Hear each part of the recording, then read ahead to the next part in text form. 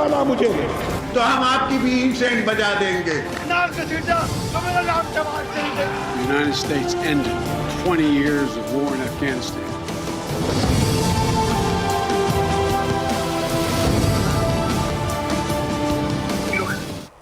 अस्सलाम वालेकुम जी। प्रोग्राम में आज सबसे पहले बात करेंगे मिलिट्री कोर्ट के मामले के हवाले से। इस टॉपिक पे बात करेंगे कि अब से थोड़ी देर पहले की जो डेवलपमेंट है वो ये है कि chief justice of Pakistan justice Umar Ata Bandial साहब ने एक लार्जर बेंच 9 मेंबर तश्कील दे दिया है जो कि मिलिट्री कोर्ट के खिलाफ दरख्वास्तों की कल भी समाअत करेगा।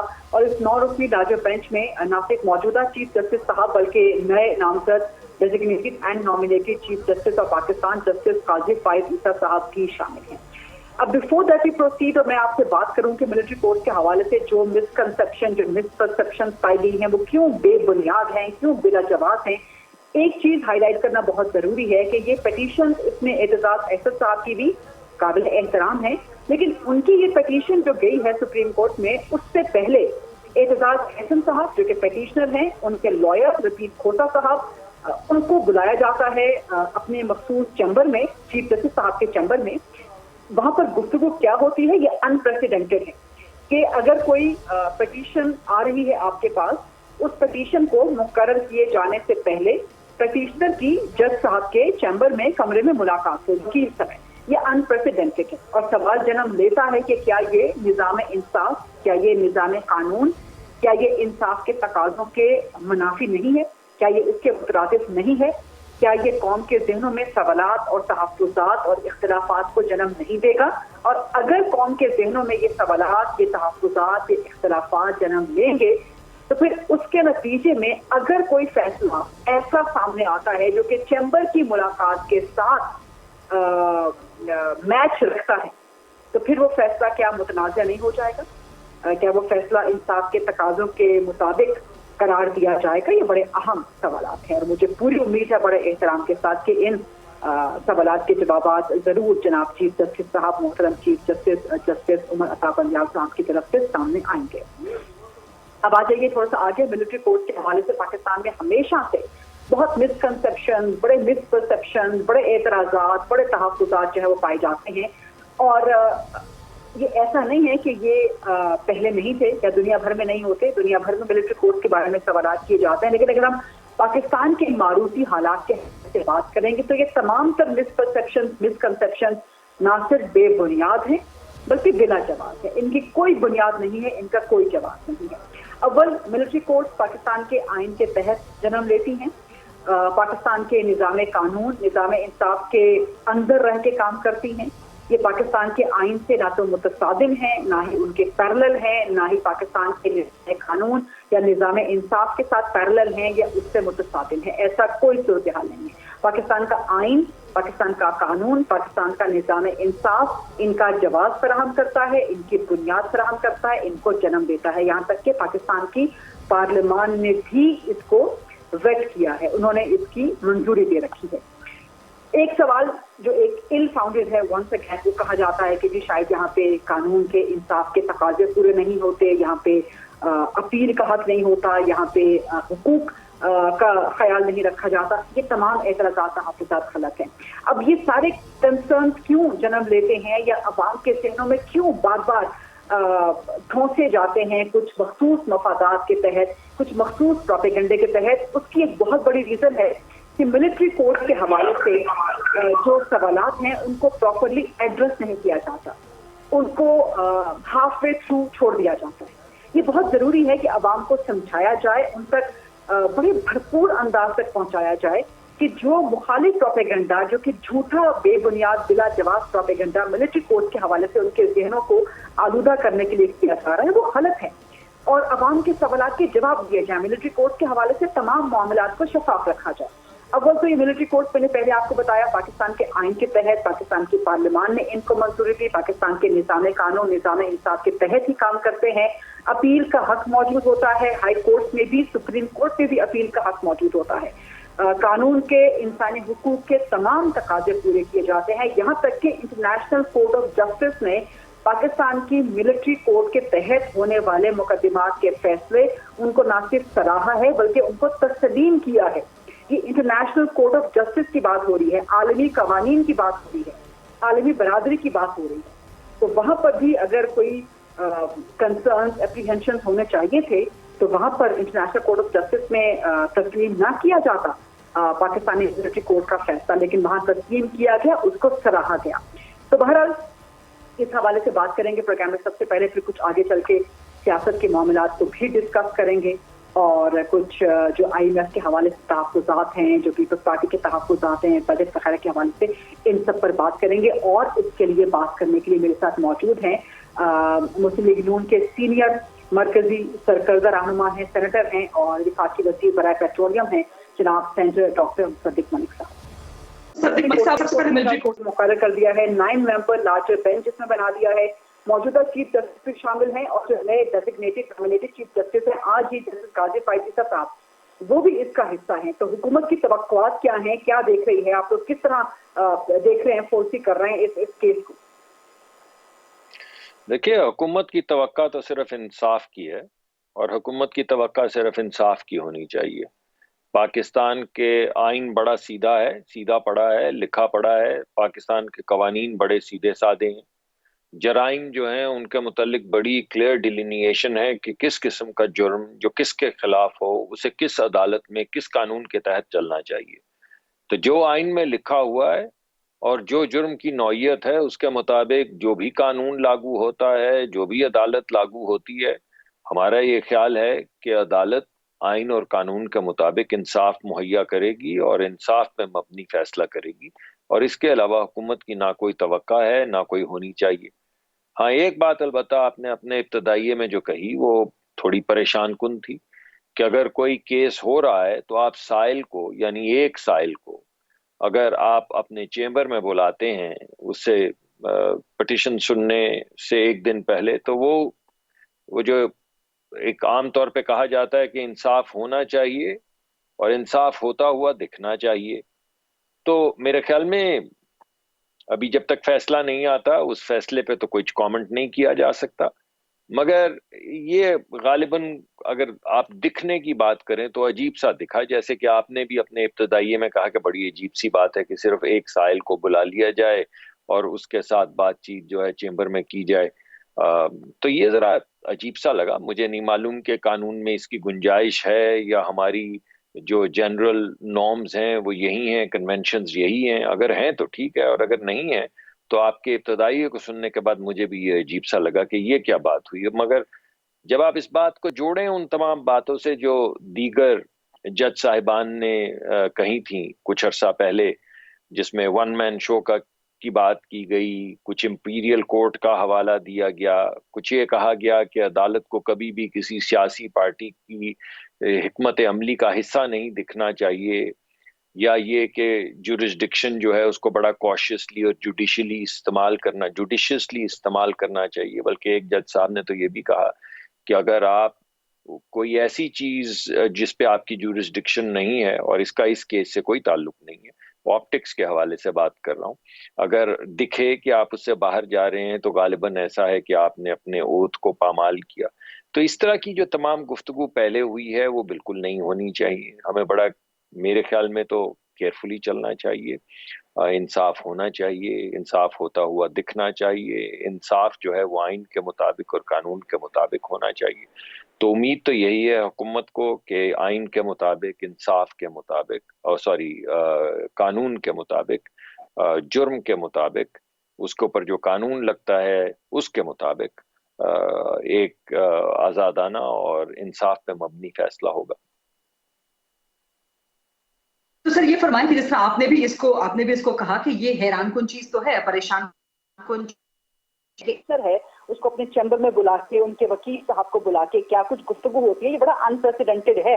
लेकिन बहरहाल इस टेन्योर में चीफ जस्टिस साहब के इस टेन्योर में बहुत से अनप्रेसिडेंटेड चीजें तो वैसे हुई हैं, लेकिन ये मामला रियासत की बका के हवाले से, निज़ाम इंसाफ के हवाले से और पाकिस्तान के मुल्क और कौम के तहफ़्फ़ुज़ के हवाले से है। तो जब ये एक प्रेसिडेंट सामने आ चुका होगा कि पिटीशन से पहले पिटीशनर को चैम्बर में बुला के खुदा मालूम क्या कुछ गुफ्तगू हुई, क्या कुछ मामला साबित तय हुए कि नहीं हुए, वल्लाह आलम। लेकिन जब कोई फैसला आता है तो क्या वो फैसला कोई कंट्रोवर्शियल नहीं हो जाएगा अगर वो उस चीज से मुताबिकत रखता है जिस बारे में कौम के तहफ़्फ़ुज़ात हैं कि آخر چیمبر میں ملاقات کیوں کی گئی؟ پھر اس فیصلے کی حیثیت کیا ہوگی اگر وہ فیصلہ متنازع ہو گیا؟ دیکھیے، میں تو قانون دان نہیں ہوں، اور آپ صحافی ہیں، آپ نے ماشاءاللہ بہت دیر سے دیکھے ہیں کہ قانون عدالتوں میں کیسے فیصلے کیے جاتے ہیں۔ میں نے اس وجہ سے پہلے کہا مجھے نہیں پتا کہ عدالتوں کی کنونشن کیا ہے، مگر جب میں نے آپ کا ابتدائیہ سنا تو مجھے بھی لگا کہ عجیب سی بات ہے، یعنی دو فریقوں کو اکٹھا بلا لیں تو بات سمجھ آتی ہے، ان کو آمنے سامنے بیٹھ کر ان کی بات سنیں تو بات سمجھ آتی ہے۔ ایک فریق کو بلا کے چیمبر میں بات سننا عجیب سا لگتا ہے، مگر جیسا کہ آپ نے کہا کہ بہت سی عجیب سی چیزیں ہو رہی ہیں، تو لگتا ہے یہ بھی شاید اس میں سے کہ ایک اور عجیب چیز ہو رہی ہے۔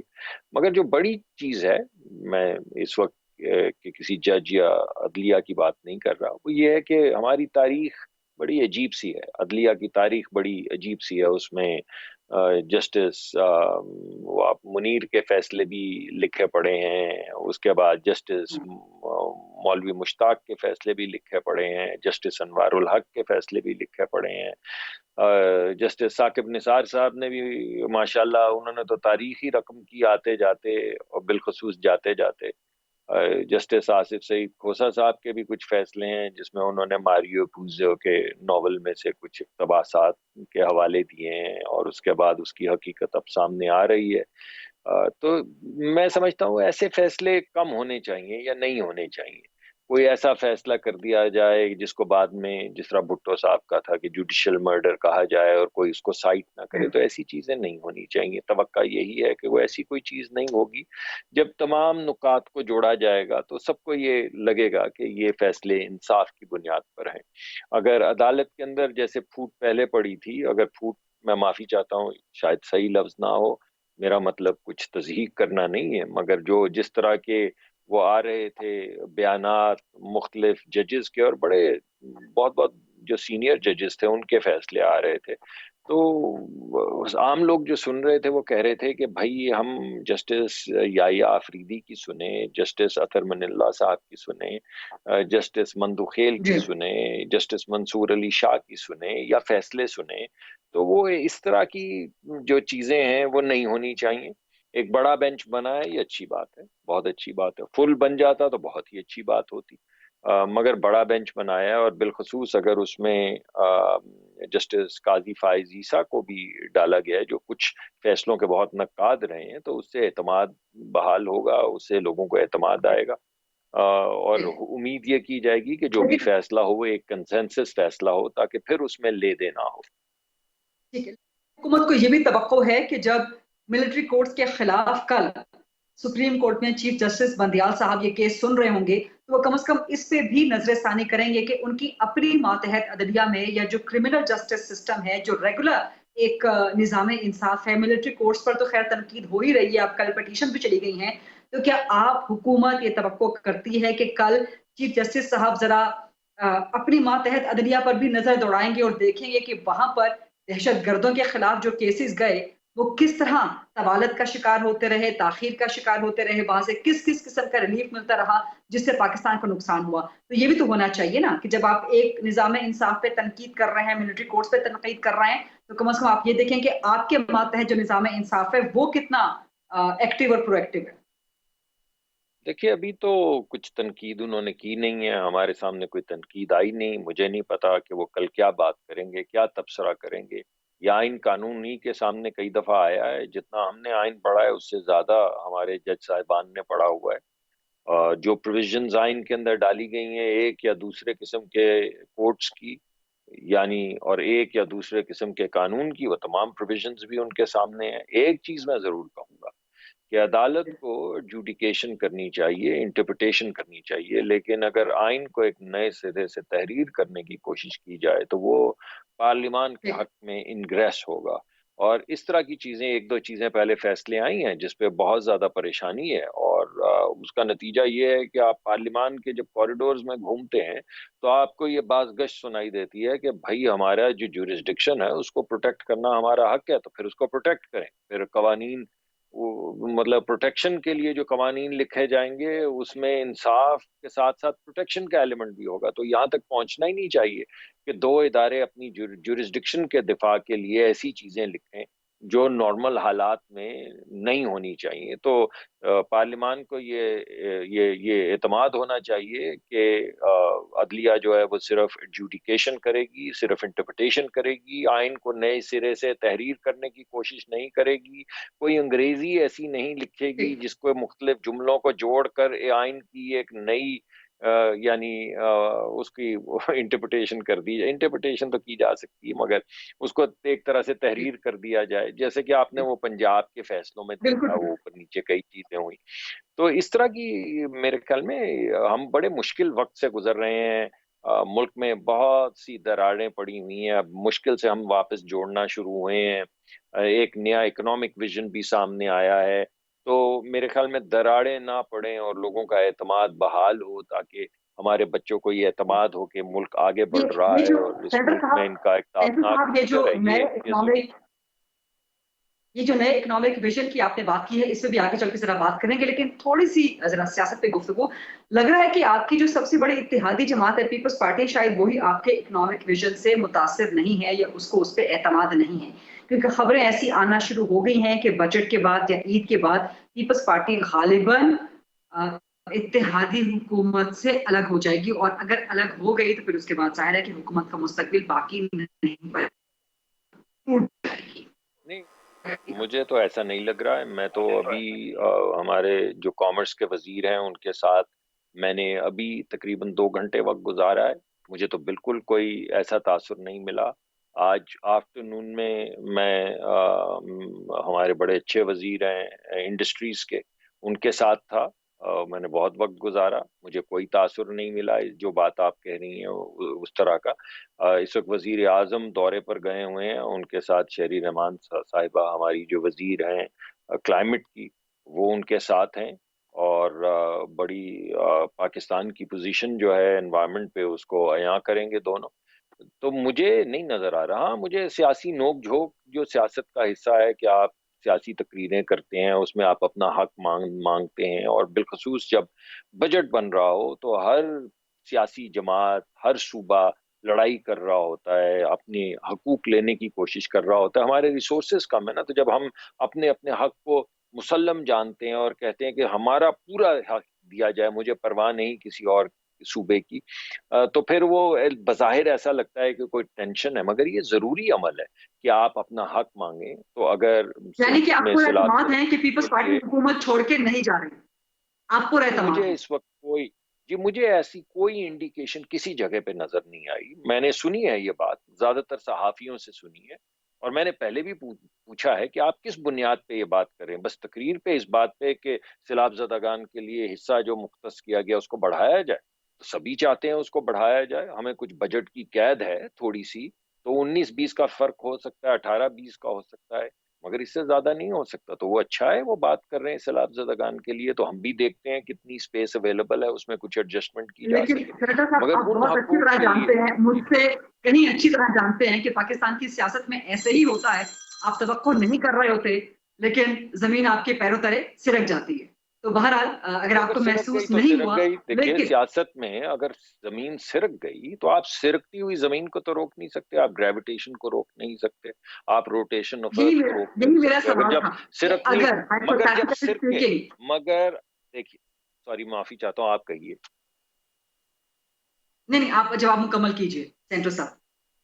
جی میں کہہ رہا ہوں کہ مجھے سرکتی نظر نہیں آ رہی. مجھے یہ اچھا ہے, مجھے وہ 1-2 اسٹیٹمنٹس یا ایک آدھ تقریر کی بنیاد کے اوپر مجھے اچھا ہے کہ ہمارا بھی دل لگا رہتا ہے کہ شام کو نوک جھوک چلتی ہے اور ہمیں وہ ٹیسٹی قسم کے سوالات کا جواب دینا پڑتا ہے, جو اچھا ہے. مگر مجھے حقیقت میں اگر آپ مجھ سے آج پوچھیں کہ میرے جتنے بھی دوست ہیں جن کے ساتھ میں دن رات کام کرتا ہوں, پیپلز پارٹی کے لوگ ہیں, کابینہ کا حصہ ہیں, کمیٹیز کا حصہ ہیں, مجھے ابھی تک زمین سرکتی نظر نہیں آ رہی. اگر آپ کے پاس کوئی اور انفارمیشن ہے تو ہو سکتا ہے جو مجھ پہ آیا نہ ہو, لیکن جو سٹیٹمنٹس کی بنیاد کے اوپر تبصرے کیے جا رہے ہیں, مجھے نہیں لگتا کہ ویسا حقیقت میں ہے. وہ تو کچھ بھی سکتا ہے, آپ صحیح کہہ رہی ہیں, کوئی روک تھوڑی سکتا ہے کسی کو. یہ بھی آپ درست فرما رہے ہیں کہ وہ تو کچھ بھی سکتا ہے, کہ پاکستان کی سیاست میں ہمیشہ ہی یہ تجربہ یہی رہا ہے. تو اگر پیپلز پارٹی حکومت سے الگ ہو جاتی ہے, ہائپوتھیٹیکلی اسپیکنگ, کیونکہ سیاست میں کچھ بھی ہو سکتا ہے نا, کبھی بھی آپ نے خود بھی فرمایا, تو پھر ظاہر حکومت کا مستقبل تو ختم ہو جائے گا. پھر اس کے بعد نون لیگ کیا کرے گی؟ کچھ بھی نہیں. کیا ایسا مسئلہ ہے؟ اگر کوئی لارجر اتحاد بن سکا ایگزسٹنگ حکومت میں جس سے حکومت قائم رہ سکے تو حکومت قائم رہے گی. اور اگر کوئی اتحادی جیسا کہ آپ کہہ رہے ہیں کہ کچھ بھی ہو سکتا ہے اور کچھ ہونے کی آپ انٹرپریٹیشن یہ کر رہی ہیں کہ کچھ ایسا ہو جس کے بعد حکومت قائم نہ رہ سکے، تو اگر آپ کہہ رہی ہیں کہ کچھ ایسا ہو جس کے بعد حکومت نہ رہ سکے تو پھر اس کا جواب دینے کی تو ضرورت ہی نہیں. آپ نے خود ہی آپ کے سوال میں ہی جواب ہے مضمر. تو پھر اگر انیویٹیبل ہوگا تو پھر الیکشن ہو جائیں گے جلدی. اس میں کیا مسئلہ ہے؟ ایسا الیکشن ویسے بھی ہونے ہیں اگست میں، لیکن جیسا کہ میں نے آپ کو کہا مجھے بالکل نہیں دکھ رہا جو آپ کہہ رہی ہیں اور جو میری سینس ہے، جس طرح ہم مل بیٹھ کے کام کر رہے ہیں. آپ کی بات اور میری بات میں بہت بڑا فرق ہے. ٹھیک ہے، یعنی کہ آپ کہہ رہے ہیں کہ الیکشن اسی سال ہو جائیں گے، کیونکہ یہ چہمگوئیاں بھی مزید زور پکڑتی الیکشن جا رہی ہیں. اگست میں ہوں گے الیکشن نا، شاید اس سال اگست میں. اس سال کی بات نہیں میں کر رہا، میں تو کہہ رہا ہوں اگست میں ہوں گے.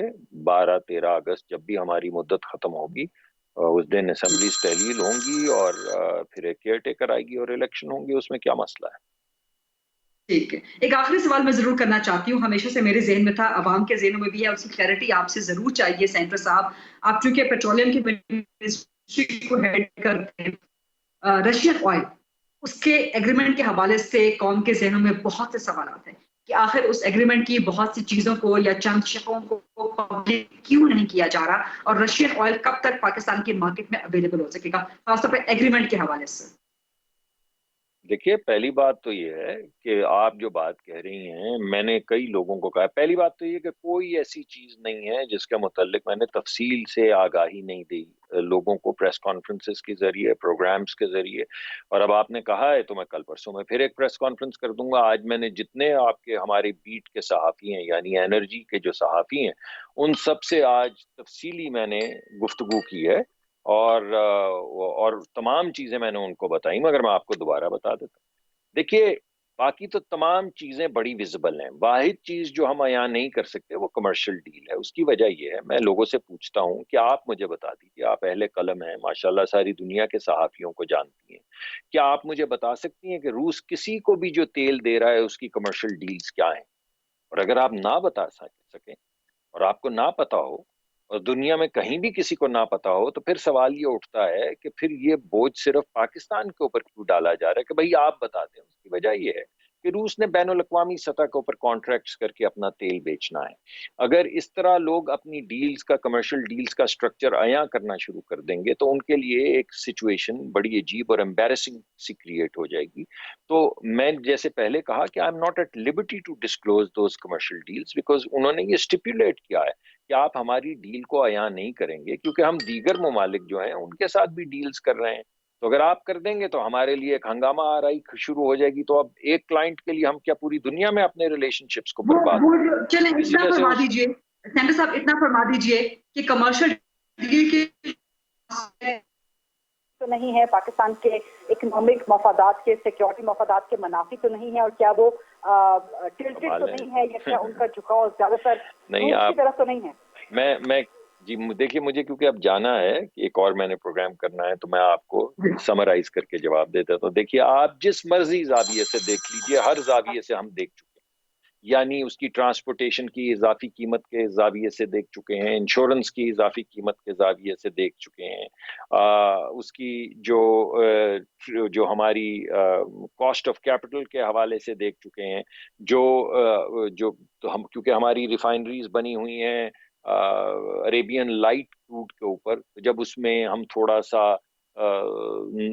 جو ہیویئر کروڈ ڈالیں گے تو اس میں فرنس آئل کی جو اضافت ہوگی اس حوالے سے دیکھ چکے ہیں، اور بے شمار سینیریو رن کر چکے ہیں. کوئی ایک بھی سینیریو ایسا نہیں سمجھ میں آیا یا سامنے آیا ہماری ٹیمز کے انالیسس کے بعد جس میں پاکستان کو بہت زیادہ فائدہ نہ ہو. تو آپ تو نقصان کی بات کریں، میں تو فائدے کی بات کر. ٹھیک ہے، بہت بہت شکریہ. ملک صاحب وفاقی وزیر برائے پیٹرولیم ہیں، ہم سے بات کر رہے تھے نہ صرف ملٹری کورٹ کے حوالے سے، سیاست کے، حکومت کے مستقبل کے حوالے سے، پیپلز پارٹی بجٹ کے مستقبل کے حوالے سے، بلکہ رشین آئل کی ارد گرد جو چند ایک تحفظات کے سوالات ہیں ان کا بھی جواب دیا. Thank you very much once again. Programme میں ایک چھوٹی سی بریک لیتے ہیں، بریک کے بعد جب واپس آئیں گے ملٹری کورٹ کے معاملے کو مزید آگے بڑھائیں گے، مزید اس پہ ڈیبیٹ کریں گے.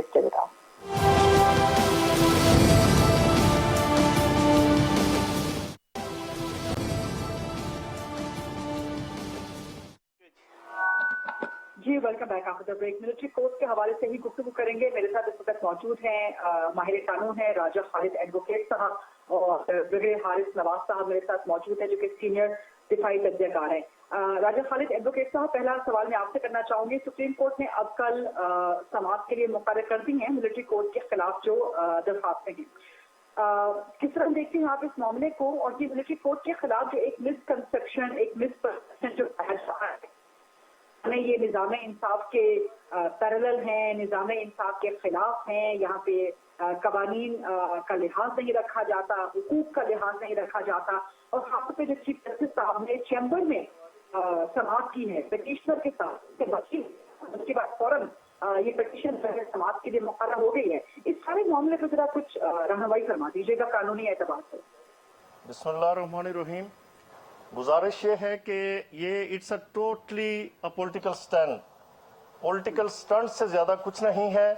ये कोई नई बात नहीं होने लगी, कोई अनहोनी बात नहीं होने लगी, और पाकिस्तान की हिस्ट्री में ये पहला वाक़या नहीं है कि मिलिट्री कोर्ट्स में सिविलियन का ट्रायल हो। ये अमेंडमेंट आई थी 1967 में अयूब खान के दौर में। उसके बाद 1975 का केस है FBLE case which is very important. 1975 PLD में ये रिपोर्ट हुआ और उसमें पूरी सराहत के साथ ये वजाहत की गई कि मिलिट्री कोर्ट्स में उन सिविलियंस का भी ट्रायल हो सकता है जिन्होंने वो ऑफेंसेस कमिट किए हैं जो आर्मी एक्ट के सेक्शन है 21D का 3 उसमें फॉल करते हैं।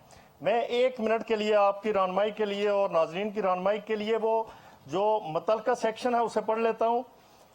रेज आर्म्स और वेज वार अगेंस्ट पाकिस्तान और attack the arm forces of Pakistan और लॉ इन्फोर्समेंट एजेंसीज और अटैक एनी सिविल और मिलिट्री इंस्टॉलेशंस इन पाकिस्तान। ये कौन है, किन लोगों के लिए है कि person not otherwise subject to this act who are accused of, यानी ये 67 में अमेंडमेंट हुई। उसके बाद बहुत सारे केसेस लोगों ने चैलेंज किया कोर्ट्स में, बहुत सारे केसेस पे फैसले किए गए हाई कोर्ट्स ने और सुप्रीम कोर्ट्स ने। अब सुप्रीम कोर्ट ऑफ पाकिस्तान की जजमेंट है इस हवाले से। एक तो 1975 का मैंने आपको बताया, उसके बाद 2015 में सुप्रीम कोर्ट की फुल कोर्ट ने 17 जजेस ने ये कहा कि मैं छोटा सा उसकी चंद लाइंस पढ़ लेता हूं। पेज है इसका 401। process and procedure followed by the forums established under the Pakistan Army Act 1952 had been found to be satisfactory and consistent with the recognized principles of criminal justice in different judgments of the Supreme Court and Federal Shariat Court. Procedure which was found acceptable by the superior courts for the officers and men of the Pakistan Army could hardly be termed as unacceptable for trial of terrorists/civilians who acted as the enemies of the state. Constitution petition was dismissed. अब सवाल ये पैदा होता है कि पाकिस्तान के दफा की अलामत कौन सी बिल्डिंग है? GHQ से ज्यादा पाकिस्तान के दफा की अलामत कोई बिल्डिंग नहीं हो सकती। उस पे जब आप अटैक करेंगे तो आप पाकिस्तान के साथ मुखलिस नहीं है, पाकिस्तान के एनिमीज की डेफिनेशन में आएंगे। इसीलिए उन्होंने उस वक्त भी जो टेररिस्ट थे 2015 में ये जब जजमेंट आई तो वो भी पाकिस्तानी थे, तो उन्होंने कहा कि ये ऐसा करना पाकिस्तान से दुश्मनी के मुतरादिफ है। लिहाजा उन्होंने वो पिटीशन थी रावलपिंडी बार एसोसिएशन केस था वो खारिज की। राजा खालिद साहब, आप इसकी वजाहत कर रहे हैं कि आर्मी एक्ट के तहत या मिलिट्री कोर्ट में सिविलियन का भी ट्रायल हो सकता है, इसको क्विकली समराइज कर दीजिएगा। यानी कि आप ये कह रहे हैं कि ये मौजूद है कि सिविलियन ट्राई किए जा सकते हैं मिलिट्री कोर्ट में आर्मी एक्ट के तहत। Then I go to brigadier Haris साहब। जी ठीक है। मुझसे ब्रिगेडियर साहब से पूछा आपने, मुझे आवाज आपसे है जी ठीक हो गया। देखें, ये एक जजमेंट है 2021 की इस पे पेशावर हाई कोर्ट में इदरीस खटक केस था which was also very important, वो भी सिविलियन था। उसके उन लोगों ने उसकी डिटेंशन को चैलेंज किया कि वो सिविलियन है, he cannot be tried in the military court. तो कोर्ट ने ये कहा कि the scheme of law referred to above shows that the language employed in subsection 4 of the section 59 contains non-obstinate clause. Therefore, if a person who is not otherwise became subject to Pakistan Army Act by the reason of his being accused under the Official Secret Act 1923, thus becomes subject to the provisions of Army Act for offences mentioned in class D of the subsection 1 of section 2 of the Army Act, and shall be liable to be tried under the Pakistan Army Act. कम होता तो मैं चाहूंगी कि आप अपने points को जरा precise रखें ताकि हम बाकी पार्टिसिपेंट्स को भी इन कर सकें। बगैर साहब आपकी तरफ आऊंगी, आप किस तरह देखते हैं जो चीफ जस्टिस साहब ने अपीलें माधव के साथ पिटीशन समाज के लिए मुकर्रर कर दी हैं, फिर चीफ जस्टिस साहब ने पिटीशनर के साथ उनके वकील के साथ चैम्बर में मुलाकात की, फौरन से ये पिटीशन जो है वो कल के लिए मुकर्रर हो जाती है, और अब कल आपकी तवक्कुआत क्या है चीफ जस्टिस साहब से? क्या आप ये समझते हैं, तवक्को रखते हैं कि चूंकि लॉ बिल्कुल वाज़ेह है, प्रेसिडेंट बिल्कुल वाज़ेह है, पाकिस्तान के हालात बिल्कुल वाज़ेह हैं, चीफ जस्टिस साहब को इसका इदराक है कि आप ये तवक्को रखते हैं कि कल ही चीफ जस्टिस साहब इन पिटीशन को डिस्पोज ऑफ कर देंगे कि ये काबिल समाज नहीं है? आई थिंक एक तो ये प्रोसीजर गलत था, उनको मिलना नहीं चाहिए था अपने वहाँ पर इन्हीं दो लॉयर से जिनकी पिटीशन थी, और उसके बाद केस रजिस्टर कर दी। आई एम श्योर कि पाकिस्तान के वसीतर मफाद में, पाकिस्तान मिलिट्री के वसीतर मफाद में कल मेरे ख्याल में इसको उसी वक्त डिस्पोज ऑफ कर देना चाहिए। देखें, बात ये करीदा कि ये कोई नए कोर्स नहीं है, दे रिमेन स्टैंडिंग कोर्स जो कि चलते रहते हैं एरियाज में, हमारे कंटोनमेंट में, ताकि कहीं भी पाकिस्तान आर्मी एक्ट की कोई वायलेशन हो तो उनको उधर ही ट्राई किया जा सके। शायद जैसे राय साहब ने बात है 1967 बड़ा क्लियर बताया गया है, anybody attacking military installations, even airports, railway stations, civilian important or threatening national security, all civilians and military persons can be tried under this code। और गुलबचन जादेव की आपसे मिसाल है कि पाकिस्तान आर्मी एक्ट की तरफ उसको ट्रायल किया गया, इतना अच्छा ट्रायल था कि इंटरनेशनल कोर्ट ऑफ जस्टिस ने पूरा इसको खंगाल लिया, but they could not find any flaw in it. Second ये है कि इसमें इंसाफ के सारे तकाजे पूरे होते हैं। आप जो एक्यूज है उसको आप राइट देते हैं कि अपना जिस मर्जी लॉयर को भी ले आए, सिर्फ फर्क ये है कि इसमें एक्सपेडाइट होता है, टाइम वेस्ट नहीं होता, कैंटोनमेंट में किए जाते हैं ताकि सिक्योरिटी भी होती है, डर कोई नहीं होता, और उसके हिसाब से किए जाते हैं। लेकिन दिस आर वेरी फ्रेंडली, कोई भी प्रोसिक्यूशन या डिफेंस के विटनेस को नहीं छोड़ा जाता, कंप्लीट करने के बाद फिर किया जाता है। और सेकंड ये कि ये जितने राइट्स होते हैं एक्यूज के वो उसको दिए जाते हैं, कभी इसमें फ़र्क नहीं होता। और फिर उसके बाद जिस तरीके से चलता है वो बड़ा ओपन क्लियर होता है। पाकिस्तान के सीनियर ऑफिसर्स, 2 मेंबर्स, एक जज एडवोकेट जनरल का लीगल एडवाइजर होता है वो मौजूद होता है, फिर सिविल डिफेंस होते हैं, everything is taken into it. और ये कोई पहली दफ़ा नहीं हो रहा, 2015 की बात कर रहे हैं। और फिर उसके बाद सबसे बड़ी बात ये है कि इसकी आगे पिटीशन कहाँ जाती है, it go to high court and to supreme court of Pakistan. तो he has all the remedy, ये नहीं है कि यहाँ पर एंड हो जाती है। आई थिंक अगर इस चीज़ को हम देखें तो इसमें अननेसेसरी एक आर्मी के खिलाफ प्रोपेगेंडा जो किया जा रहा है इसको ख़त्म होना चाहिए। हमने कितना तहम्मुल दिखाया 9th मई को वो क्लियर है, कितना रिस्ट्रेन किया वो क्लियर है, but it has to end. किसी ना किसी को एग्जेम्पलरी पनिशमेंट चाहिए, लेकिन इंसाफ के तकाजे सारे पूरे होते हुए। ये नहीं है कि किसी को खुदा न खास्ता आप ऐसी सजा देनी शुरू कर देंगे, सिर्फ जहाँ 2 साल लगते हैं यहाँ 2-3 महीने में केस को ट्राई कर लिया जाता है। That is what is the different. और इसको ये सुप्रीम कोर्ट को अभी ये जो लिए पिटीशन इसको सोच समझ के फैसला करना चाहिए, ताकि ये देखें कि इससे मुल्क में क्या इसके असरात होंगे, क्या और लोग इंकरेज होंगे मिलिट्री पर्सन जाने के लिए, या इसको कंट्रोल किया जाए। बिल्कुल ठीक है, बहुत बहुत शुक्रिया हारिस नवाज साहब और राजा खालिद एडवोकेट साहब। ये था आज का प्रोग्राम, देखने का बहुत शुक्रिया। I'll see you tomorrow, inshallah, at 8 o'clock.